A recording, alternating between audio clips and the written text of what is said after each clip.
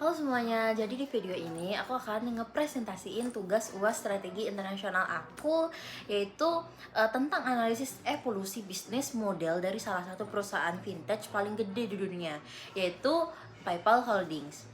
Jadi PayPal ini tuh menurut aku menarik banget buat dianalisis karena dia tuh bukan cuman alat bayar online, tapi alat yang kita kenal sehari-hari. Dari awal berdiri sampai sekarang, bisnis modelnya tuh banyak banget yang udah berubah total. Dari yang tadinya cuma gateway sederhana, sekarang tuh udah jadi ekosistem keuangan digital yang gede banget.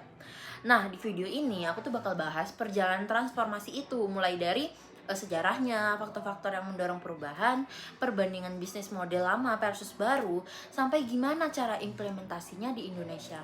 Yuk, langsung aja kita mulai.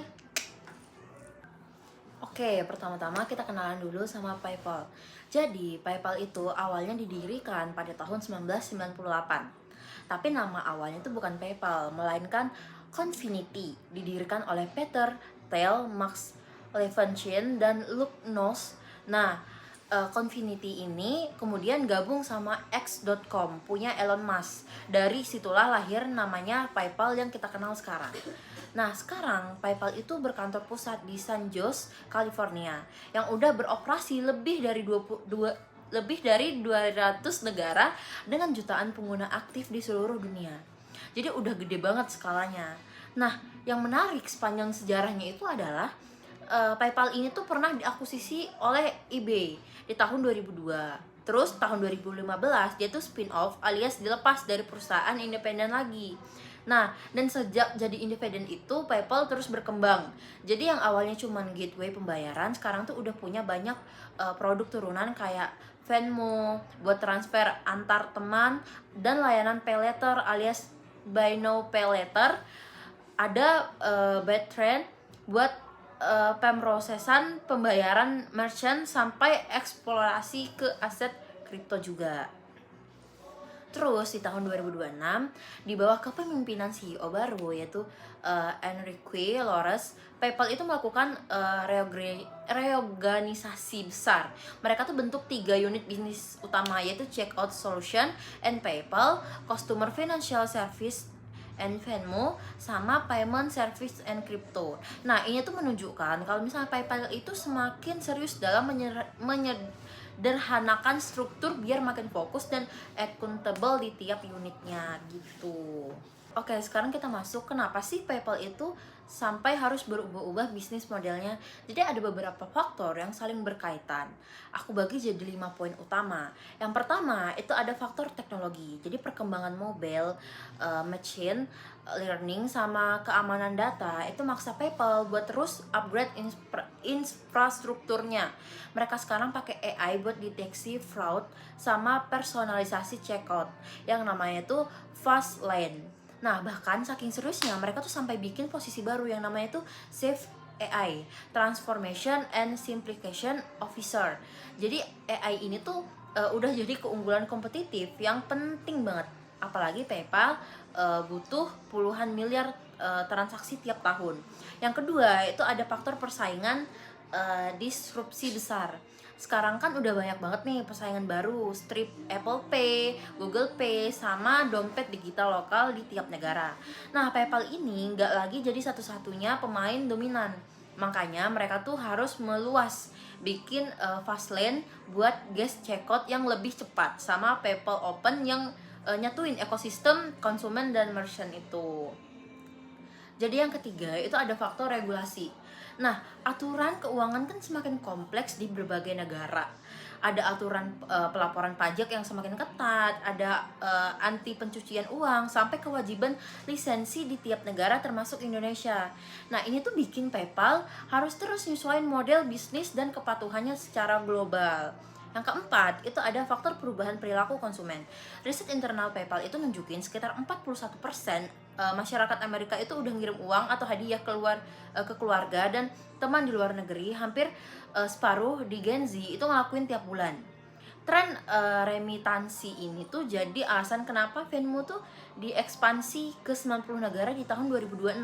Biar Venmo itu nggak cuma jadi aplikasi kirim uang antar teman aja, tapi jadi platform layanan keuangan yang lebih luas gitu.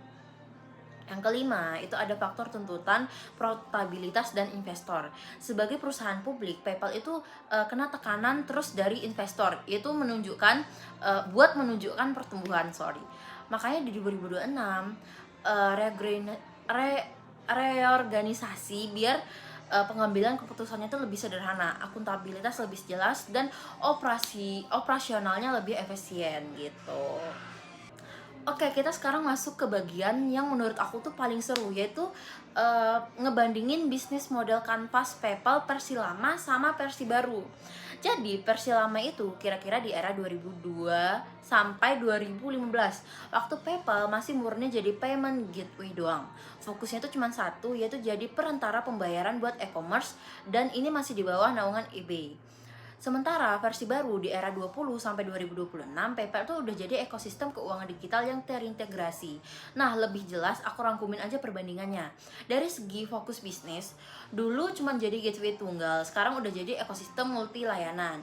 Nah, dari segi teknologi, dulu cuman pemrosesan transaksi sederhana, sekarang tuh udah pakai AI buat refund, detection, dan personalisasi. Nah, kalau dari segi struktur organisasi, dulu satu lini bisnis terpusat di bawah eBay. Sekarang ada 3 unit bisnis mandiri dengan akuntabilitas masing-masing. Dari segi segmen pasarnya, dulu PayPal ini cuman pengguna eBay doang.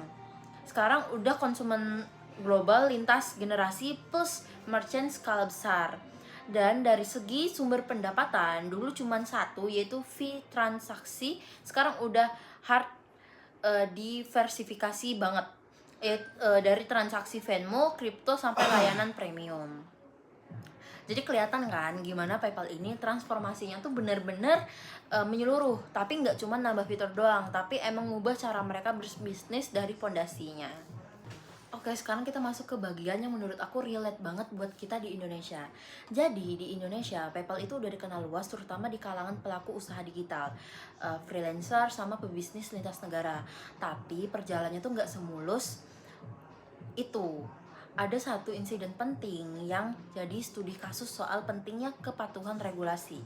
Jadi pada 30 Juli 2022, Kominfo sempat memblokir akses PayPal di Indonesia, bareng beberapa platform digital asing lainnya.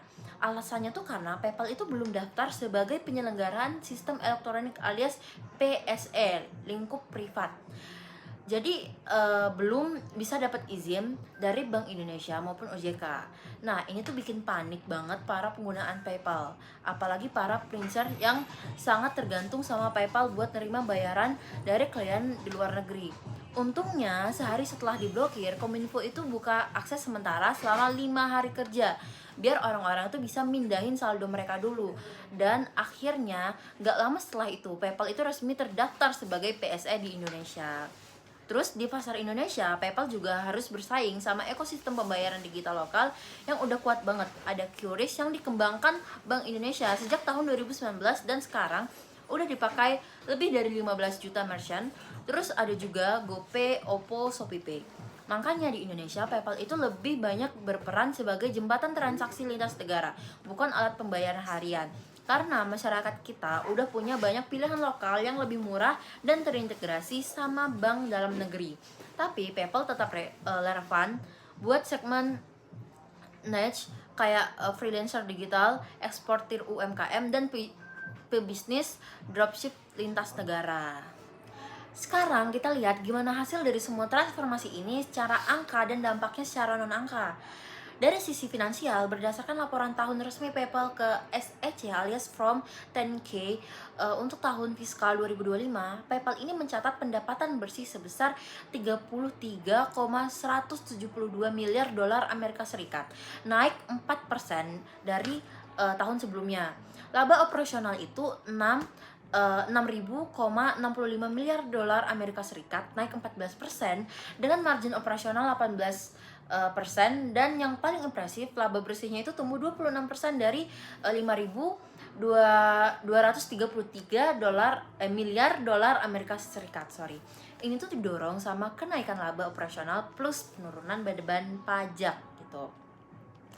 Jadi jumlah akun yang aktif di PayPal 2025 itu ada 439 juta akun yang tersebar di sekitar 200 pasar di seluruh dunia.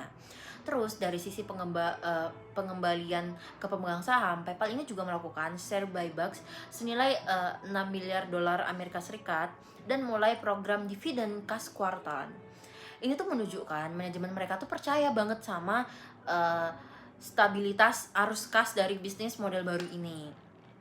Nah, dari sisi non finansial, reorganisasi jadi 3 unit bisnis ini tuh menunjukkan upaya PayPal untuk memperkuat akuntabilitas dan kecepatan pengambilan keputusan, sekaligus komitmen mereka ke inovasi berbasis AI.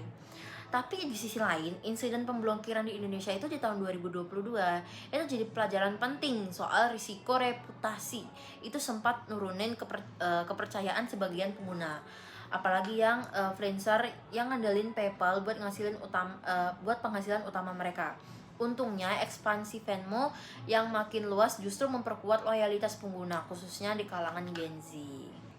Nah, dari semua kasus studi PayPal ini ada beberapa pelajaran yang penting banget menurut aku yang bisa kita ambil buat karir ke depan ataupun buat entrepreneur.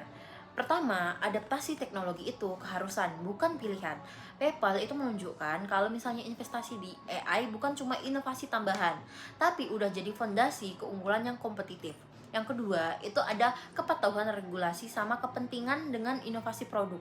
Kasus pemblokiran di Indonesia itu justru jadi pengingat. Sekelas perusahaan global pun bisa kena masalah besar kalau misalnya ngabain sama regulasi lokal gitu. Ketiga, diversifikasi sumber pendapatan itu memperkuat ketahanan bisnis. PayPal itu nggak lagi bergantung sama fee transaksi doang, tapi udah nyebar ke Venmo, Braintree, sampai kripto. Keempat, struktur organisasi yang lincah itu mendukung eksekusi strategi.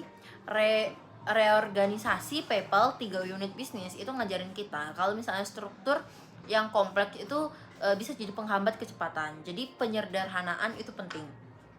Dan yang kelima, memahami kebutuhan konsumen secara mendalam. Itu membuka peluang baru ekspansi Venmo itu berdasarkan riset nyata soal remitansi, bukan asumsi atau ikut tren doang gitu.